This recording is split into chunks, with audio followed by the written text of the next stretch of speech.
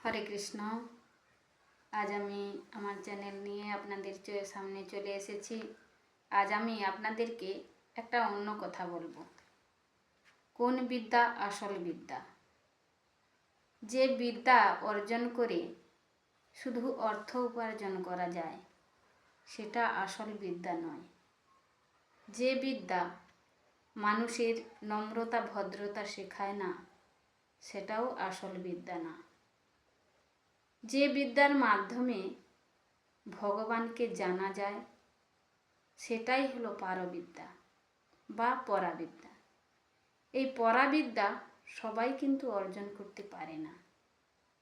পরাবিদ্যাটা কি না, যেটা হলো ভগবান শ্রীকৃষ্ণকে আত্মজ্ঞান দ্বারা উপলব্ধি করা।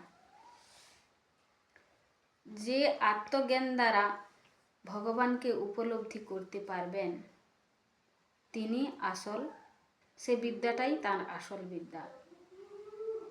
শুধু বই পড়লেই বিদ্যা হয় না, আত্মজ্ঞান দ্বারা অনুভূতিকেই আসল বিদ্যা বলা হয়। এই আসল বিদ্যা বা পরাবিদ্যা মানুষ খুব কমজনই করতে পারেন। ভগবান শ্রীকৃষ্ণ তত্ত্ব জানাটাই হলো আসল বিদ্যা। এই বিদ্যাতে মানুষকে বিনয়ী হতে শেখায়, নম্রতা ভদ্রতা এবং কোথায় কি কথা বলতে হয় সে কথাটাও শেখা যায় এর মাধ্যম দিয়ে।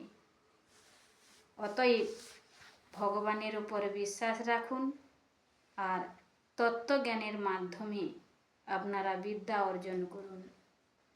স্বয়ং গুরুদেবের সান্নিধ্যে গেলেই আপনারা এ বিদ্যা লাভ করতে পারবেন।